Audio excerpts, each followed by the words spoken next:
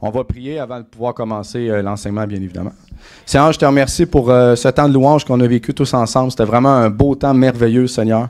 Merci pour ta grâce, ta bonté, ta fidélité. Merci, Seigneur, pour ces chants qui te mettaient en avant-plan, hein, qui mettaient en avant-plan ta gloire, ta grandeur et tout ce que tu es, Seigneur. Et c'est tellement reposant quand on te loue. C'est tellement bénissant, Seigneur, de juste penser qui tu es. Seigneur, tes œuvres que tu as faites depuis le début de la terre et même depuis le début de l'Église, Seigneur, n'ont pas cessé parce que tu es un Dieu qui est pareil, un Dieu qui est fidèle et qui accomplit toujours sa parole. Au nom de Jésus. Seigneur, je te remercie de parler à travers moi pour ta gloire à toi et pour ton peuple, Seigneur, au nom de Jésus. Amen. Alléluia. Oh. Hey, c'est gentil. Merci beaucoup. Wow. Alléluia. Vous êtes prêts, ouais? Le son était bon, mon frère, ouais? Si jamais Pasteur Samuel nous écoute, ben un beau salut de cette île. Je sais qu'il est... Allez, tout le monde te dit salut, mon frère. Et ma soeur, bien évidemment.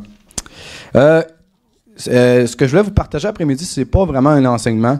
C'est plus peut-être une prédication dans le sens que j'espère de tout cœur que ça va vous exhorter, que ça va vous booster, que ça va vous donner du gaz pour avancer dans votre vie chrétienne, en fait. Fait qu'il y a des fois qu'on apporte vraiment des enseignements, tu sais, on décortique un sujet, on apporte le sujet, on l'explique dans son ensemble pour c'est vraiment comprendre puis grandir dans votre vie chrétienne. Mais il y a des moments où que le Seigneur nous fait juste nous dire, j'ai juste besoin de parler à mon peuple. J'ai juste besoin de lui dire quelques paroles. J'ai juste besoin de l'encourager. J'ai juste besoin de le diriger. J'ai juste besoin de lui donner la petite tape dans le dos qu'il attend depuis quelques mois puis que finalement, quand ça arrive, mais là, il fait « Hein? Tu me parles là, Seigneur? Hein? OK, là, c'est ça que tu veux que je fasse. » Mais le Seigneur agit en son temps, le Seigneur agit au bon moment parce qu'il connaît notre cœur, il connaît les projets qu'il a formés pour nous. Puis tout ce que je souhaite après-midi avec ce que je veux vous partager, c'est juste que ça vous bénisse. Amen? OK, n'ayez pas peur, là, on ne parlera pas de sanctification puis toutes ces choses-là, bien que c'est nécessaire, bien que c'est bon pour la vie chrétienne, et c'est bon et bien de comprendre ces sujets-là. Je vais vraiment vous apporter un sujet qui devrait vous aider à vous donner comme un... Il y en a-t-il qui aiment ça, des divins? Parce que quand Dieu donne un divin, ça fait pas trop mal. Mais si je donne un arabique, ça se peut qu'il dit ouch puis qu'il soit pas content après moi. Mais quand Dieu nous donne un divin, ben c'est juste la petite claque dans le dos qu'on a besoin pour avancer. Fait qu'il y a-tu des gens qui veulent un petit divin? Eh boy, il y en a qui sont timides, ils sont là, oh, mon frère, ils savent pas trop dans quoi ils s'embarquent, hein? Tu dis pas oui qu'ils n'ont pas attendu le sujet. Non, mais faire sa part, c'est vraiment quelque chose qui brûle dans mon cœur depuis un bout. J'étais en prière, puis généralement, en début de semaine, je prie toujours pour qu'est-ce que le Seigneur veut faire. Il y a des moments, vous avez vu, qu'il nous a parlé qu'on priait tous ensemble. Il y a des moments où on nous louait tous ensemble. Il y a des moments où on a mangé tous ensemble. Parce que je vous annonce que la vie chrétienne, premièrement, c'est pas juste une question de s'asseoir et d'écouter. Est-ce que vous le savez, ça? Yes. On aurait tout un gros amen. Yes, amen! Ça fait 20 ans que tu t'assis pour écouter, puis qu'il ne s'est rien passé dans ta vie, pose-toi des questions. Puis je dis pas ça pour condamner qui que ce soit, c'est la réalité. Puis il n'est jamais trop tard pour dire, ouais, si c'est comme ça depuis 20 ans, depuis 10 ans, depuis 15 ans, que ma vie chrétienne, il ne se passe pas grand-chose, peut-être que c'est le temps de changer quelque chose qui ne fonctionne pas. Amen? Si tu as une entreprise, puis tu as un produit, puis tu essaies de le vendre, puis les gens, ils te donnent des mauvaises critiques, puis les gens, tu vois que tes ventes ne fonctionnent pas, ça se peut-tu que tu essaies de changer le produit ou de l'adapter pour qu'il pogne puis qu'il se vende, n'est-ce pas? Parce que tu veux faire des bénéfices, tu veux bien évidemment que ton entreprise soit rentable. Bon, on s'entend que l'Église, c'est pas une entreprise, on s'entend. Mais c'est un peu la même chose dans notre vie chrétienne. Si on fait les mêmes choses à répétition, puis qu'on n'a pas de victoire, puis qu'on n'a pas de réussite, puis qu'il ne se passe pas grand-chose de positif, c'est qu'il y a peut-être quelque chose qui ne fonctionne pas, n'est-ce pas? Dans les moments où j'essayais de recevoir le baptême du Saint-Esprit par la foi, puis que ça l'a pris 6 mois, puis que ça n'a pas fonctionné, un bon moment donné, j'ai comme arrêté, j'ai dit, Seigneur, là, il y a peut-être quelque chose que je fais qui ne marche pas. Pourquoi que je ne le reçois pas? Et là, le Seigneur m'a dit, ben, c'est parce que tu doutes. C'était-tu la réponse que ça me tentait d'entendre? Non. Mais c'était la réponse qui me donnait la solution. Amen. Tu sais, des fois, on prêche des messages à l'Église, les gens disent « Oh, mon frère, ça ne me tentait pas d'entendre ça. » Ouais, mais je t'ai prêché la solution à ton problème. Peut-être que ce n'était pas ce que tu avais envie d'entendre, mais je t'ai prêché la solution parce que la vérité rend libre. pas le mensonge. Le mensonge t'accable, le mensonge te rend prisonnier, le mensonge te rend malade, le mensonge te détruit, mais bref, la vérité te rend libre. Yes. Amen. Donc, le Seigneur me dit, François, pour recevoir le baptême du Saint-Esprit, arrête de douter puis sois ferme sur ma parole. Je dis, comment je fais ça, moi? Fait que le lendemain, il m'a parlé. J'ai tombé sur une vidéo qui parlait qu'on peut remercier le Seigneur comme si on a déjà reçu, avec persévérance, puis tôt ou tard, tu vas recevoir. Puis je l'ai reçu. Amen. Fait que j'ai changé ma mauvaise façon de penser que pour recevoir de Dieu, il fallait supplier, mendier, comme si j'étais un serviteur. Non, je suis un fils. Il m'a déjà tout donné. La Bible a dit que toutes les promesses de Dieu, c'est un oui puis amen pour toi. Amen. Wouh! Ça, il n'y a même pas non, peut-être, parce que tu vas être parfait, puis quand tu vas avoir atteint un niveau de sainteté tellement élevé, Dieu va te donner. Non. Il te donne tout oui et amen du jour au lendemain. Même quand tu fais juste un petit nouveau qui vient d'être baptisé dans l'eau, baptisé du Saint-Esprit, puis t'as manqué de respect, t'as fait des erreurs, t'as pas bien agi, c'est pas grave, il va te baptiser du Saint-Esprit pareil. Pourquoi? Parce que t'es son enfant, puis t'es lavé de ses péchés, puis ses promesses sont pour toi pareil. Amen? Bon, c'est clair que quand tu vas commencer à avancer dans ta vie chrétienne, tu vas emprunter un chemin de sanctification qui fait juste faire en sorte que tu apprends à marcher comme un saint. Ça veut dire que tu te détournes du péché. Amen? C'est normal, ça se fait graduellement. Mais, si tu fais quelque chose qui ne fonctionne pas dans ta vie chrétienne, au lieu d'essayer de toujours le faire, puis de pas avoir de résultat, c'est peut-être le temps de te poser des questions, de dire, est-ce que je dois changer ma façon de faire? Est-ce que je dois juste penser différemment? Amen? Amen. Parce qu'est-ce que vous pensez que c'est un vœu que vous n'ayez pas de résultat dans votre vie chrétienne? Eh boy, il n'y a pas de réponse. Est-ce que Jésus veut que vous ayez des résultats? Oui! Qui veut des résultats? Oui. Alors, je travaille en santé et sécurité, puis nous, ce qu'on veut, c'est que les gens ne se blessent pas. Ah, que les gens disent, oh, vous êtes juste les stats. Non, pas juste les stats, mais sur le terrain. Mais on comprend que les stats nous aident à voir c'est quoi la tendance. C'est où que les gens se blessent le plus. Fait que là, en ayant le focus sur ces choses-là, on est capable d'aller mettre de l'énergie. Bon, les gens se font juste se blesser sur les mains, mais on va aller faire des campagnes, on va aller sensibiliser, on va les aider sur les mains pour qu'ils arrêtent de se blesser aux mains. Vous voyez? C'est la même chose dans ta vie chrétienne. Quand tu prends le temps de t'analyser, quand tu prends le temps de songer à ta vie chrétienne, de dire « Hey, je suis malade depuis des années puis je ne reçois pas ma guérison. Il y a peut-être quelque chose qui ne fonctionne pas. Hey, ça fait 20 ans que je suis au Seigneur, je n'ai jamais amené quelqu'un à Christ. Il y a peut-être quelque chose qui ne fonctionne pas. Est-ce que vous me suivez? Mais c'est pas mal de se poser des questions. Vous êtes libre en Jésus. Vous ne vous tapez pas dans le dos pour dire « Hey, là, je me condamne. Hey, là, je suis pas bon, je suis un moins que rien, je n'ai pas réussi. » Non! Ce que le Seigneur veut dans son amour, c'est juste que tu changes ta perspective, que tu changes ta façon de penser. Puis tu dis, OK, Seigneur, ça se peut que j'ai tort. Toi, qu'est-ce que tu veux me montrer là-dedans pour que je réussisse?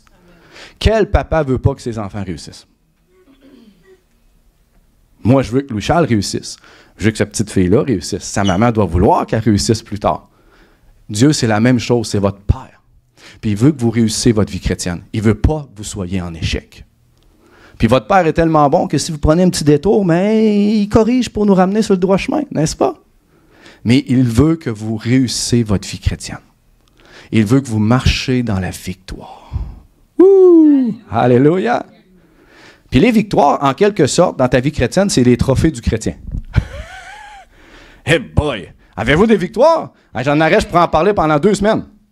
Moi, toutes les victoires que j'ai eues dans ma vie chrétienne, c'est des trophées. Si je pouvais les prendre puis les mettre sur un armoire, là, j'en aurais pas mal. Mais pour moi, c'est une fierté. Parce que j'ai vu que ce livre-là ici, que les gens disent que c'est juste un livre, que c'est une invention, que c'est pas vrai, que c'est la religion, bien moi, je peux vous dire que le Nouveau Testament, même si l'Ancien est vrai aussi, mais on vit dans la Nouvelle Alliance, on se concentre sur le Nouveau Testament, mais la plupart des choses qui est tout écrit, je les ai vécues et je les ai vues.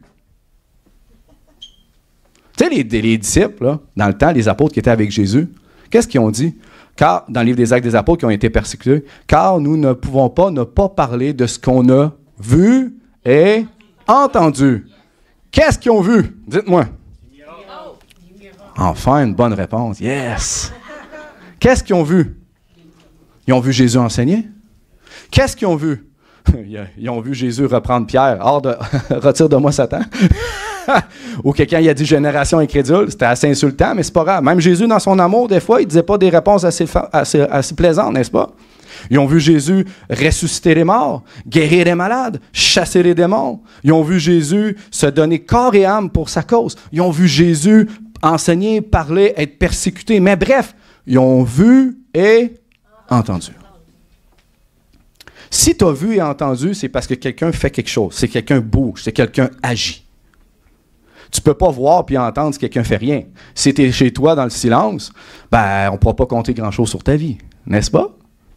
Mais si on peut raconter les œuvres de Christ, même Luc, dans le livre des Actes des Apôtres, au chapitre 1, il a dit, j'ai parlé dans mon premier livre, ça devait être l'évangile de Luc, de tout ce que Jésus a commencé de faire et d'enseigner. Pour que tu racontes quelque chose sur la vie d'une personne, généralement, c'est qu'elle a accompli quelque chose. Et Luc a écrit sur Jésus, puis Luc a écrit le livre des Actes des Apôtres qui raconte quoi? L'histoire de l'Église.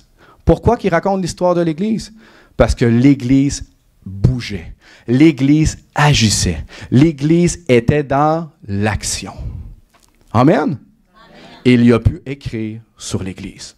Il a parlé de Barnabas, il a parlé de l'apôtre Pierre, il a parlé de l'apôtre Paul. Et là, je vais toucher à ma mémoire. Il a parlé d'Étienne, de Philippe, de Lydie, une femme. Pour ceux qui disent que les femmes, dans la parole, on ne doit rien faire, c'est pas vrai. Amen. Alléluia. Les femmes devraient dire Amen. Amen. Ananias, Corneille. Bref, Luc a écrit, oui, le livre des Actes des Apôtres, qui veut dire les actes, les œuvres, mais a écrit sur ces différentes personnes-là. Des faits marquants, des victoires, des choses qui sont grandes, qui sont louables, des choses qu'on a envie d'entendre.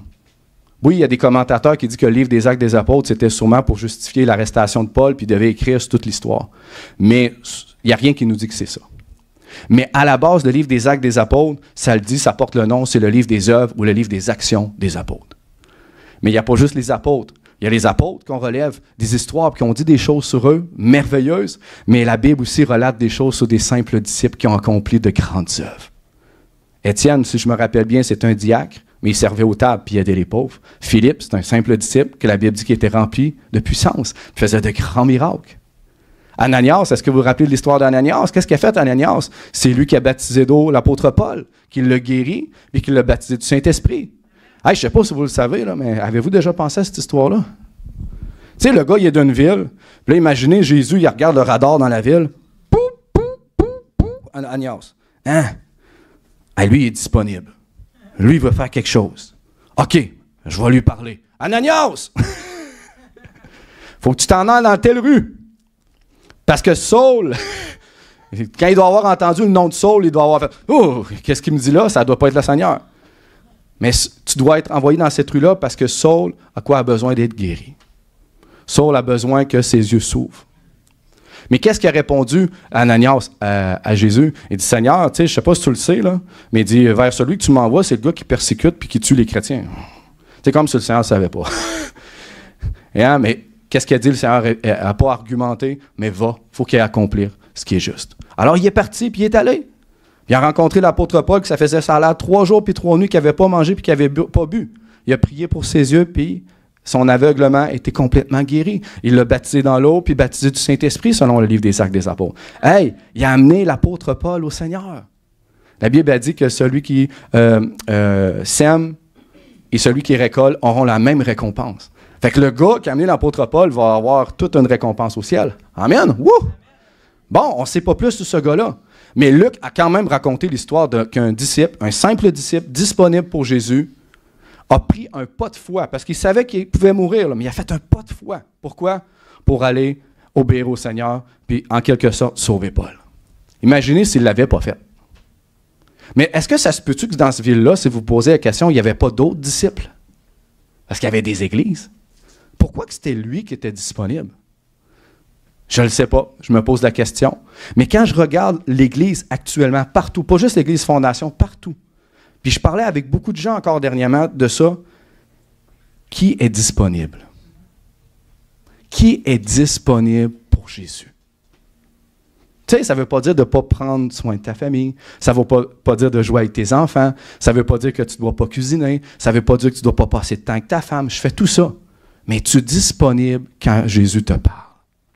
Il y a un jour, j'étais avec ma famille, on était une fin de semaine. Qu'est-ce qu'on a fait la fin de semaine avec elle? J'étais avec ma femme, j'avais prévu des plans avec mes enfants, puis j'entends dans mon esprit, François, je veux que tu ailles à Bécomo. Ouh, que ça ne me tentait pas.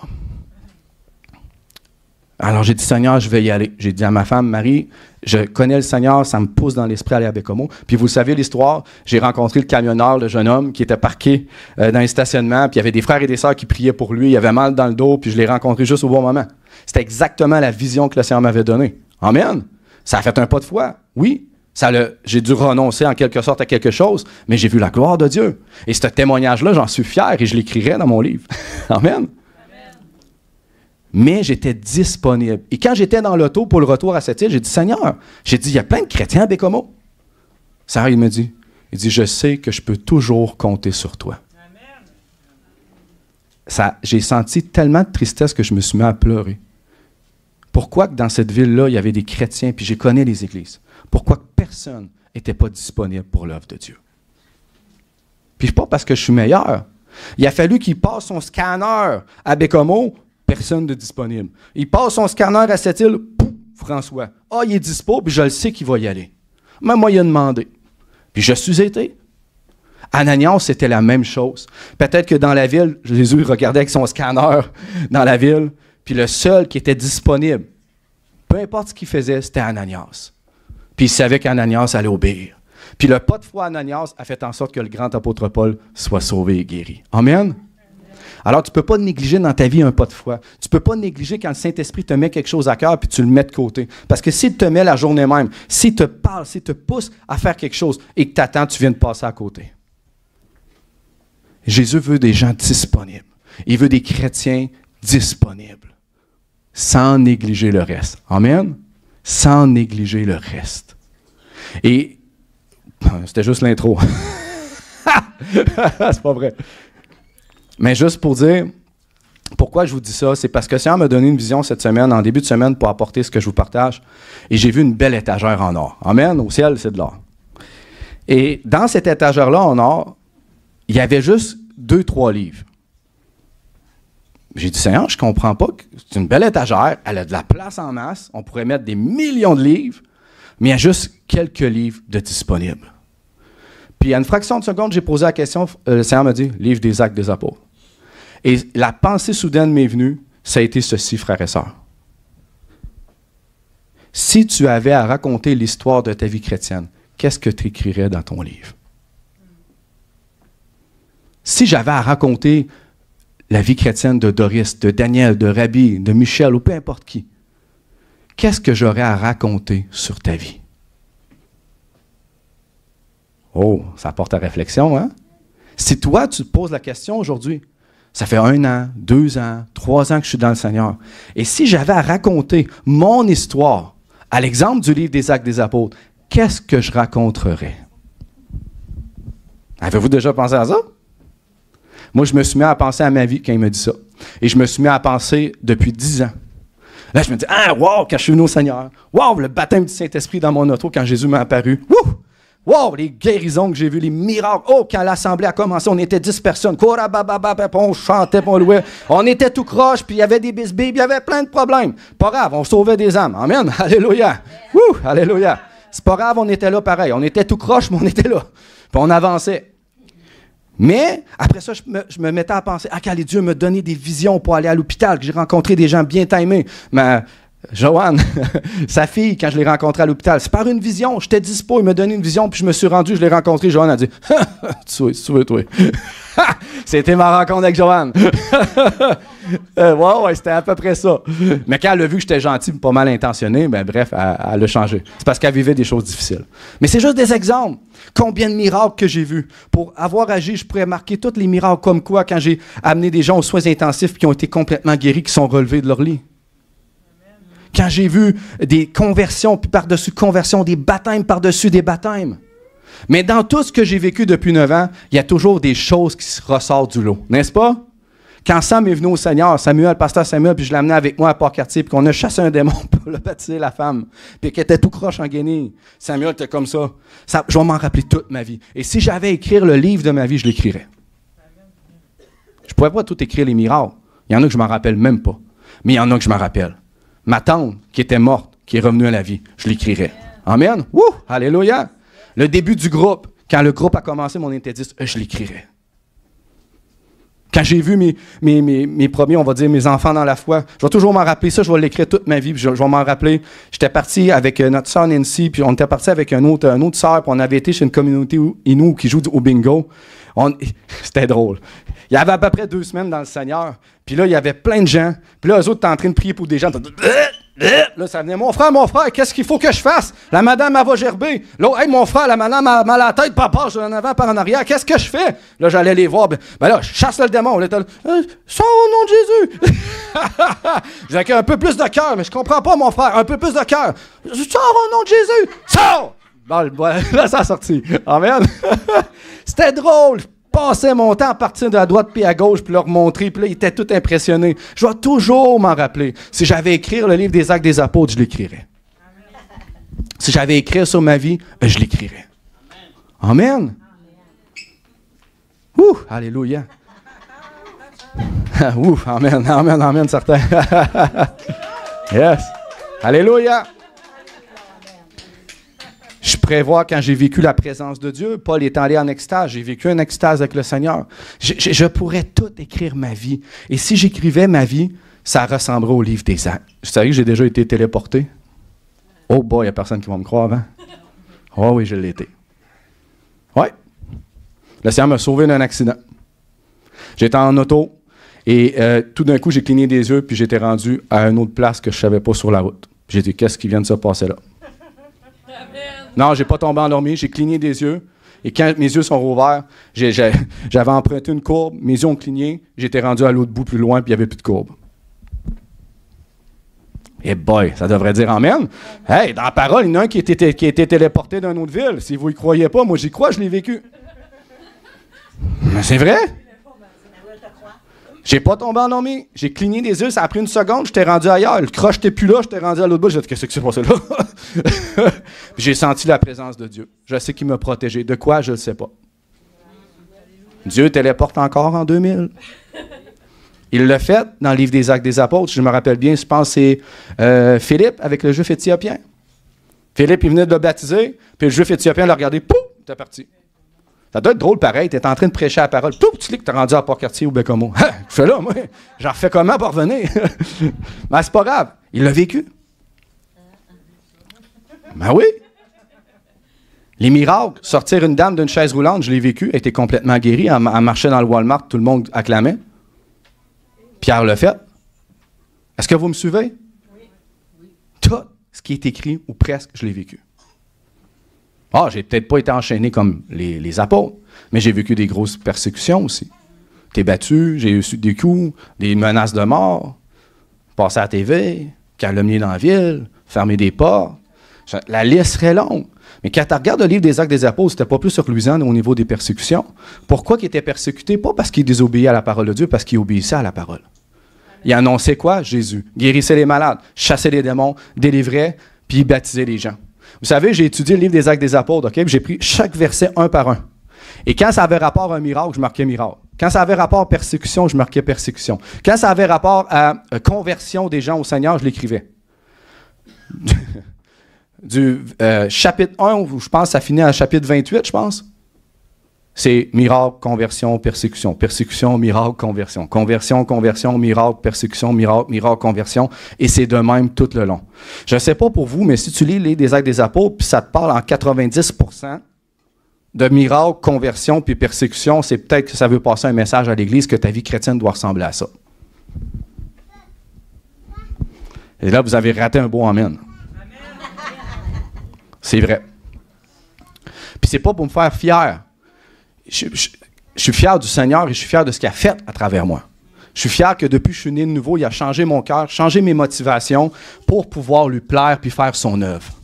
Et c'est la même chose pour vous. Et je vous repose la question.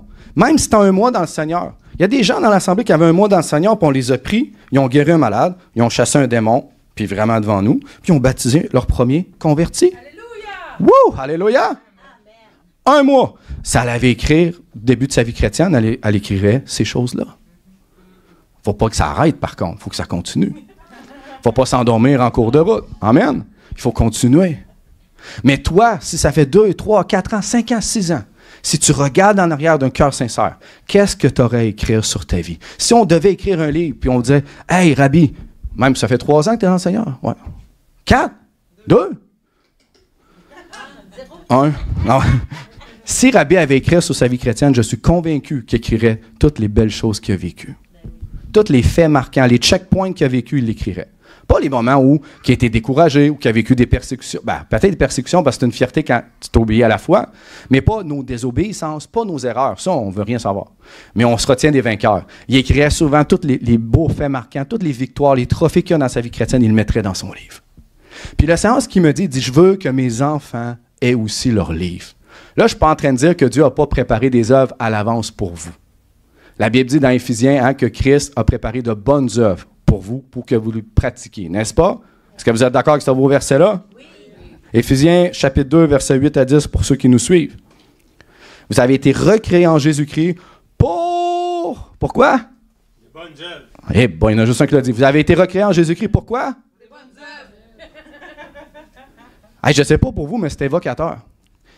Si dans le Nouveau Testament, il y a plus de 106 versets qui parlent des œuvres dans la vie chrétienne, environ, que le livre des Actes en parle, que la vie de Jésus, c'est ses œuvres, que le livre des Actes, c'est des œuvres, que la Bible en parle partout, que c'est des œuvres. Même si tu es sous la Nouvelle Alliance sauvé par grâce, puis je ne le dis pas pour pointer, là, je le dis de bon cœur parce que vous devez le comprendre. Même si tu es sous la Nouvelle Alliance sauvé par grâce, si la Bible met autant d'efforts à te parler des œuvres dans la vie chrétienne, c'est parce que c'est peut-être important.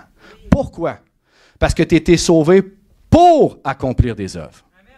Avant que tu ne sois pas sauvé, tout ce que Jésus voulait, c'est te sauver. Tu étais un pécheur rebelle qui ne voulait rien savoir de Dieu. Et même si tu voulais accomplir des choses dans ta propre religion ou dans ta propre volonté, c'est niette. C'est rien pour Dieu. C'est fait dans le péché. C'est fait hors de sa volonté et ça n'a aucune valeur à ses yeux.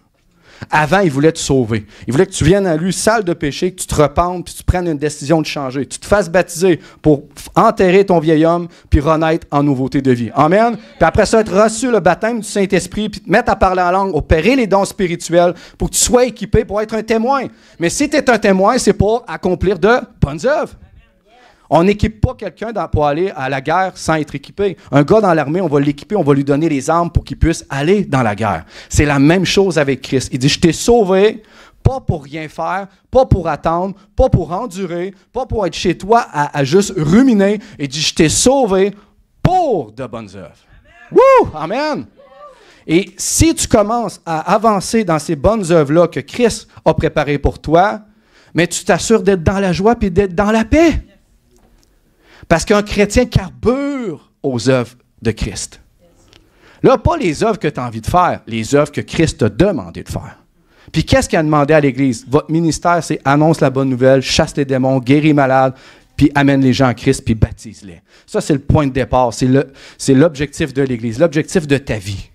Et si tu commences juste à avancer dans ce pas-là, Dieu va te diriger pour que tu accomplisses tout ce qu'il a préparé à l'avance pour toi. Tu vas arriver une journée, puis tout va couler. Tu vas « Wow! » Oui, c'est Dieu qui l'avait préparé à l'avance pour toi. Il a envoyé ses anges depuis une semaine, puis il a tout préparé, puis tout est arrivé au bon timing, puis là, tu t'accomplis une œuvre que Dieu avait préparée pour toi. Amen? Mais les œuvres n'arriveront pas chez toi, sur ton divan. Ils vont arriver lorsque tu avances pour Christ, lorsque tu mets un pied en avant et que tu accomplis sa volonté. Amen? C'est ça la vérité, frères et sœurs.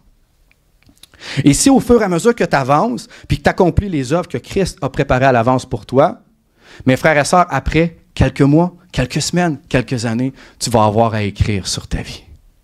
Tu vas dire, « Hey, wow, j'ai arrivé tel miracle dans ma vie. Oh, telle conversion. Telle résurrection. Oh, on a délivré telle personne. » Tu vas te rappeler de tous ces beaux moments-là, puis tu serais capable d'écrire sur ta vie. Frères et sœurs, l'erreur qu'on peut faire en tant que chrétien, c'est faire les œuvres qu'on pense qui sont bonnes pour nous. Et ça, c'est la plus grande erreur. Si Dieu dit, c'est moi qui ai préparé les œuvres pour toi, alors ça veut dire qu'il faut que tu t'assures de marcher dans sa volonté pour qu'il te révèle. Puis il va te révéler quoi? Ce que Jésus faisait, ce que les apôtres faisaient, ce que les disciples faisaient. Pourquoi? Parce que le christianisme tourne autour de miracles, conversion, guérison, puis persécution. Ça tourne juste autour de ça. Et si on a pu écrire sur la vie de Jésus, on a écrit sur ce qu'il faisait. On a écrit sur la vie de Pierre ce qu'il faisait. Je ne suis pas en train de vous prêcher un salut par les œuvres, là.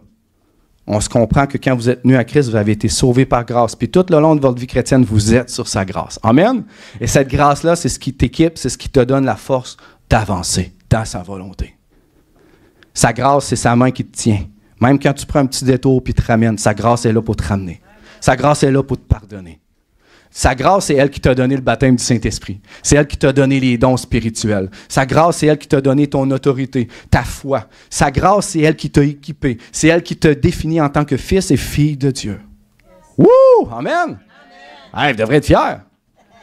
Mais tout ce beau package-là qui est à l'intérieur de vous, ce beau trésor-là que Christ vous a donné, c'est pour en quelque sorte le faire goûter aux autres. Amen! Et la seule et unique façon d'y arriver, c'est par les œuvres. Et vous ne pouvez pas dire le contraire. Moi, ce qui me déçoit, c'est quand, puis même dans les, je parle à beaucoup de chrétiens, et je le répète, je donne des exemples, je pointe personne. OK?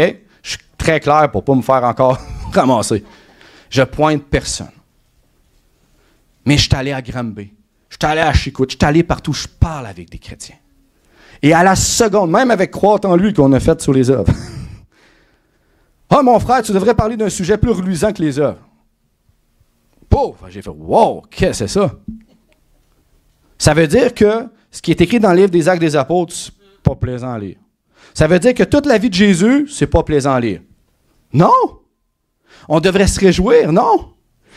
C'est ça qui est trippant. C'est ça la vie chrétienne active. C'est pas une vie chrétienne passive, mais active. Et parler des œuvres, ce n'est pas un fardeau sur les épaules. Je ne suis pas en train de dire tu dois. Non, je te dis que tu peux vivre la vie chrétienne. Il faut juste que tu bouges. Il faut juste que tu agisses, que tu arrêtes de te poser des questions, puis que tu as des mille et une questions si tu dois quoi faire, puis comment tu dois le faire. Ferme ta bouche, puis agis. Amen. Wouh! Alléluia. Fais juste ce qu'il te demande. Mets ta main sur un malade, puis il va être guéri. Parle de Jésus, même si tu n'as pas un bac en théologie, tu n'as pas 8 bacs, tu n'es pas un archibishop, trichop, un apôtre, un super apôtre avec des millions puis avec une Ferrari, c'est pas grave. Jésus a utilisé les 5 disciples. Hein?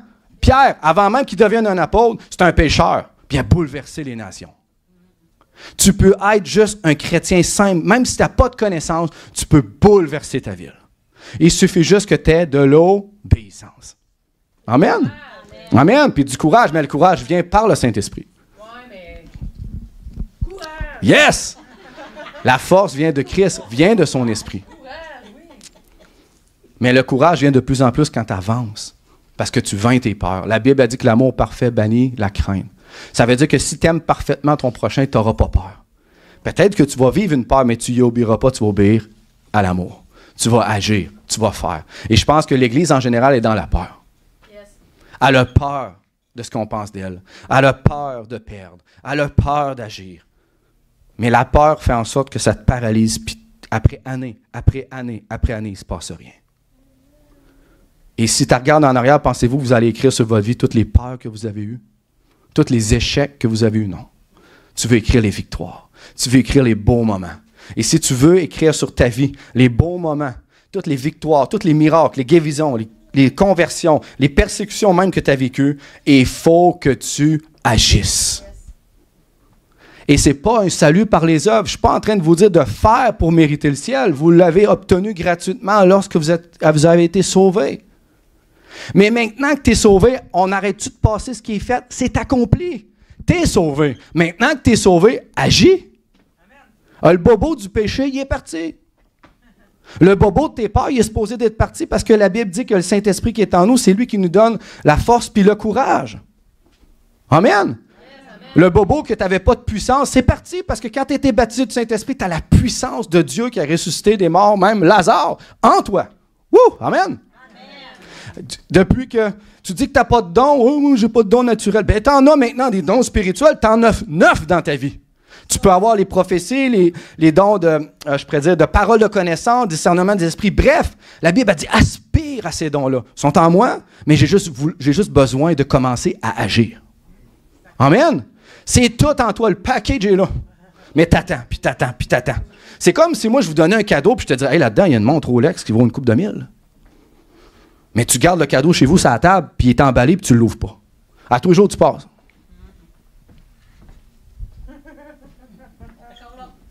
1 an, 2 ans, 3 ans, 4 ans. 5 ans, il est encore là, il n'a pas décollé. Il l'a pas ouvert, il l'a pas regardé, il n'a pas été prendre la montre. Mais c'est la même chose souvent dans notre vie chrétienne. On a un très grand cadeau, qui est cette grâce-là que Christ nous a donnée, puis on la garde enfermée. Le cadeau qu'il t'a donné, c'est pour donner. Le cadeau qu'il t'a donné, c'est pour le donner. Tout le monde a droit à la vie éternelle. Exactement. Nommez-moi quelqu'un pour lequel Christ n'est pas mort sur la croix dans la rue. Puis si vous n'êtes pas d'accord sur ce que je vous dis pour les œuvres, savez-vous que Jésus porte une grande importance sur les œuvres? Parce que dans le livre de l'Apocalypse, chapitre 2, chapitre 3, il y a 7 églises. Est-ce que vous connaissez ça? Oui. Savez-vous que sur 5 églises sur 7, Jésus commence tout le temps « Je connais tes œuvres. Je connais tes œuvres. Je connais tes œuvres. Je connais tes œuvres. Je connais tes œuvres. » Tu sais, s'il connaît les œuvres, c'est que forcément, il bougeait. Puis Jésus en avait connaissance. Parce que c'est bon et bien pour un chrétien qui est né de nouveau. Amen. Amen. Oh, tu devrais être reconnu pour tes bonnes œuvres dans ta vie chrétienne, pas pour tes mauvais fruits. C'est ça pareil. On ne devrait pas se rappeler de toi parce que tu causes des dommages ou des problèmes. Ou même moi, quand j'ai fait plein d'erreurs. On ne veut pas s'en rappeler, on veut les mettre en arrière et on dit, on peut-tu arrêter d'en parler? Mais ce qu'on veut, c'est que les gens se rappellent de nous pour les bonnes œuvres qu'on a faites. Ah, le guérisseur. Mais le guérisseur, il a guéri malade. Ah, le guérisseur, il a fait ci, il a fait ça. Ouais, mais il a sauvé des âmes. Ah, le guérisseur, c'est un pasteur. Ouais, il est pasteur d'une assemblée pareil. Puis ça a commencé à 10. On était tous ensemble. Amen? Amen. Vous pouvez faire la même chose. La Bible ne réserve pas à des super élites, pasteurs, super archibishops, de sauver des âmes, de guérir malades, chasser les démons et de faire toutes ces belles choses-là. Les œuvres, c'est pour tous les chrétiens. C'est juste le temps que tu te lèves. C'est le temps que tu prennes une décision de dire « OK, je veux bouger. » S'il y a des gens ici qui ne bougent pas, venez me voir après, puis on va vous amener avec nous. Même si ça fait 10 ans, 15 ans, 20 ans, c'est le temps que tu prennes une décision. On va te montrer à prier pour un malade. On va te montrer à annoncer Jésus. On va te montrer qu'on va avoir un baptême, que tu viennes avec nous baptiser la personne, puis tu goûtes à ton premier baptême dans ta vie. Amen. C'est merveilleux. Alléluia. Puis là, après ça, tu sors de la maison. Hey, mon frère. Wouh! Oh, je me sens en feu. Puis là, le lendemain, il revient le lendemain, l'autre semaine, après le dimanche. Ouais, mais il faut que tu continues. Il faut que tu bouges par toi-même. Tu n'es pas obligé d'attendre tout le temps que ton pasteur ou les autres soient là pour te tendre la main. Commence à agir par toi-même. Amen. Amen. Et quand tu vas goûter à ces œuvres-là par toi-même, tu vas te réjouir et être heureux. Tu vas arriver ici, qu'on va mettre la session de partage. Tu vas être le premier à venir en avant et partager ce que tu as vécu. Mes frères et sœurs, arrêtez d'attendre. Arrêtez d'attendre un call de Dieu pour tout ça. La Bible a dit, Jésus a dit, si je me rappelle bien, dans Jean 14, 12, hein, celui qui croit en moi fera aussi les mêmes œuvres. Avez-vous déjà pensé que Jésus, ses œuvres, c'était quelque chose d'assez extraordinaire? Oui. Puis à un tel point que, si je me rappelle bien dans la parole, je ne sais plus c'est qui le disait, mais si on avait à écrire tous les miracles, les œuvres que Jésus a faites, il n'y aurait pas assez de livres. Fait qu'imaginez, Jésus dit, si tu crois en moi, tu as tout le potentiel pour faire la même chose que moi. Puis là, il élève le standard, il dit encore plus, celui qui croit en moi pourra accomplir les mêmes œuvres que moi, même sinon plus. Tu sais, en gros, il t'a donné une infime possibilité de dire tu peux tout accomplir pour moi. Amen. Amen. Les gens qui ont amené des millions de personnes au Seigneur, c'est pas merveilleux? N'est-ce pas merveilleux? Oui. Wouh! Alléluia! Alors c'est ça, frères et sœurs, il faut que vous compreniez que la vie chrétienne, depuis que tu es sauvé, c'est une vie riche en œuvres. Pas riche en déception, pas riche en échecs, mais riche en œuvres. Amen. Amen. Tu sais, dans Jacques 2,18, qu'est-ce que ça dit?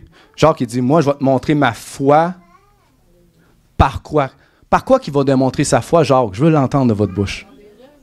Par mes œuvres. Avez-vous déjà médité le verset? Moi, je vais démontrer ma foi. Par quoi? Pas par ma croyance, pas par ma connaissance, pas par mon bac en théologie, non. Non, par mes actions, mes œuvres. Quelles sont ces œuvres? Aimer son prochain. Puis dans aimer son prochain, c'est être rempli de compassion pour les pauvres, rempli de compassion pour les malades, rempli de compassion pour les gens qui sont qui ont besoin de délivrance, rempli de compassion pour les morts qui peuvent ressusciter. Amen. Rempli de compassion pour toutes les âmes qui ne connaissent pas Christ. Ça, c'est une vie riche en œuvres. Puis là, oui, c'est vrai que quand tu vas avancer dans tout ça, il va y avoir des persécutions. Mais il va y avoir des conversions. Puis si tu es fidèle dans tout ça, il va y avoir des miracles. Wouh! Amen! Wouh! Alléluia! Pas beaucoup d'amen. Avez-vous déjà... Amen! Avez-vous déjà vu notre slogan dans l'église? C'est quoi qui est écrit? Non, non. C'est quoi qui est écrit sur Église Fondation, le slogan? Vie chrétienne active.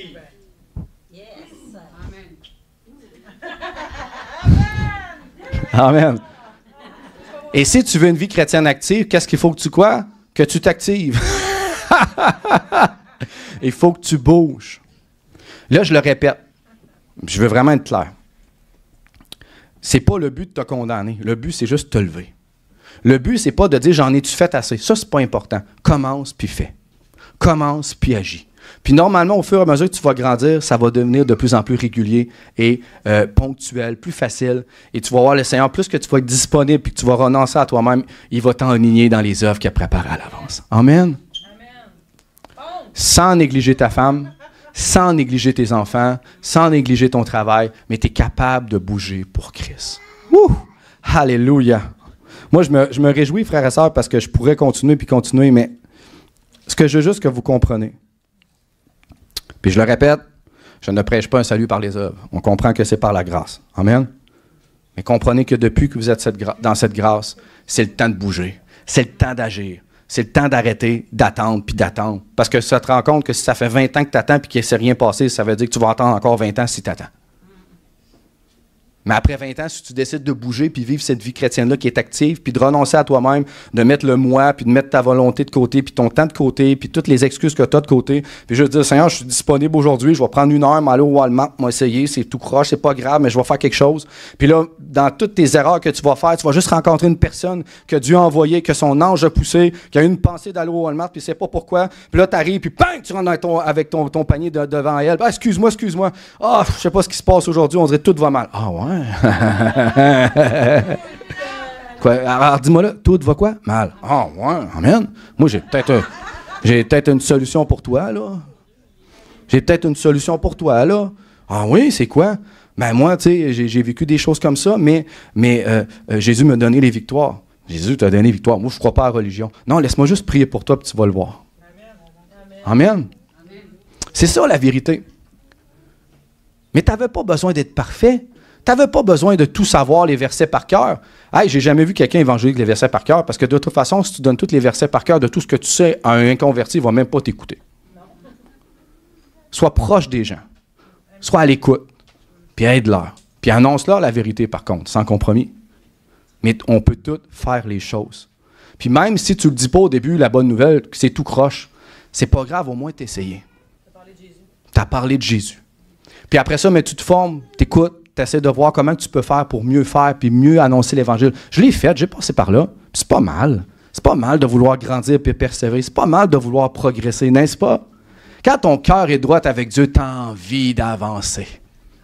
Tu as envie de progresser. Tu n'as pas envie de tourner en rond et de ne pas te sentir épanoui. Tu as envie de grandir. Mais tu peux envier toute ta vie jusqu'à temps que tu décides de mettre le pied en avant. Amen? Alléluia. OK, j'avais-tu pris d'autres notes dans mes millions de post-it?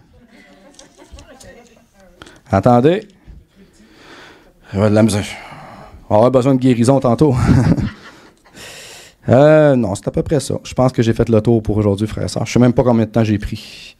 Mais pensez-y en partant aujourd'hui. Pas pour vous condamner. Juste pensez. Depuis votre conversion, qu'est-ce que vous raconterez sur vous? Qu'est-ce que vous allez écrire sur votre vie chrétienne? Amen. Oui. Tu sais, le Seigneur qui m'a montré cette vision-là, c'était pas pour condamner. J'ai senti son cœur triste de dire « Hey, j'aimerais tellement remplir cette armoire-là de toutes les belles histoires que mes enfants vont vivre lorsqu'il fait ma volonté. » Oui, il a écrit un livre qui est préparé à l'avance, puis si tu marches, tu vas accomplir ces œuvres-là. Mais je suis juste en train de dire, c'est un exemple, juste une image pour vous de dire que si tu avais à raconter ta vie chrétienne comme le livre des Actes des Apôtres, qu'est-ce que tu écrirais? En gros, le livre que le Seigneur m'a montré de quelques personnes, c'est juste des gens qui sont dans l'œuvre, qui bougent. Puis le Seigneur est heureux et content. Et s'il connaissait les œuvres des 7 églises, des 5 églises, mais ça veut dire qu'il connaît les tiennes. Et il est capable de les prendre puis de les mettre dans l'armoire. Dire, wow, voici la vie de mon fils. Voici tout ce qu'il a accompli comme dans ma volonté. Voici toutes les œuvres qu'il a faites. Mais il me montrait qu'il y en avait peu. Et est-ce que, pour vous dire la vérité, c'est l'état actuel de l'Église en général? Oui. Est-ce que c'est le cœur de Dieu qu'on soit comme ça? Non. Il veut qu'on bouge. On fonce, frères et sœurs. Puis je le répète, si vous ne vous sentez pas à l'aise, vous demandez à un plus vieux, hey, tu peux-tu m'aider? Tu peux-tu m'apporter avec toi? Tu peux-tu me montrer comment prier? Comment recevoir le baptême du Saint-Esprit? Comment opérer les dons spirituels? Tu peux-tu me montrer à faire ces choses-là? Tu peux-tu m'amener avec toi quand tu vas dans une maison prier pour un malade? C'est simple. Il faut juste que tu donnes du temps et que tu sois dispo. Puis je te garantis que ça va te donner pouf, le kick que tu as besoin pour continuer. Parce que quand tu y goûtes, puis que tu es un chrétien sincèrement né de nouveau, tu ne peux plus arrêter. Si tu arrêtes en cours de route, c'est parce que ton cœur s'est refroidi puis tu t'es éloigné du Seigneur. Là, il faut que tu retournes à lui puis tu remettes des bûches dans le poêle. Tu réveilles les tisons pour qu'il y ait des belles flammes, comme un couple. Puis quand tu es en feu, mais ça t'aide à avancer avec Dieu. Mais quand tu es tiède ou que tu es froid puis que ta vie chrétienne va mal, c'est sûr que c'est dur d'être en feu. Des fois, on a juste besoin d'être guéri dans notre cœur pour les blessures, les déceptions qu'on a. Des fois, on a juste besoin que le Seigneur nous guérisse physiquement. Des fois, on a juste besoin que le Seigneur nous donne une révélation dans sa parole pour qu'on arrête de se trouver des excuses, qu'on comprenne qu'on doit avancer. Des fois, c'est juste une petite tape dans le dos. Des fois, c'est juste un message qui va juste te « pouf » pour que tu avances. Bref, peu importe la façon que Dieu va trouver pour te parler, pour agir. Lorsqu'il va le faire, commence à agir. Commence à agir. Commence à agir. Puis arrête de te braquer. Puis arrête de dire ce que François dit, je ne suis pas d'accord. Ça se peut que tu ne sois pas d'accord, mais si tu es sincère et que tu vas étudier les Écritures, tu vas te rendre compte de que ce que je te dis, c'est vrai. Et ça veut dire que ce n'est pas envers moi que tu te braques, c'est envers lui. Amen. Frères et sœurs, dans le livre des Actes des Apôtres, en terminant, miracle, persécution, conversion, j'ai vu aucun christianisme confortable. Le christianisme n'est pas confortable. Si tu veux un christianisme qui te rend confortable, là, tu vas faire défaut. Parce que quand tu bouges, tu es dans l'action, c'est pas confortable. Je vous le dis, c'est pas confortable, d'accord? On est heureux de faire les choses pour Christ, mais il n'y a personne qui peut dire que c'est confortable pour sa chair, n'est-ce pas? Non. Mais il y a tellement de joie à vouloir faire les œuvres du Seigneur.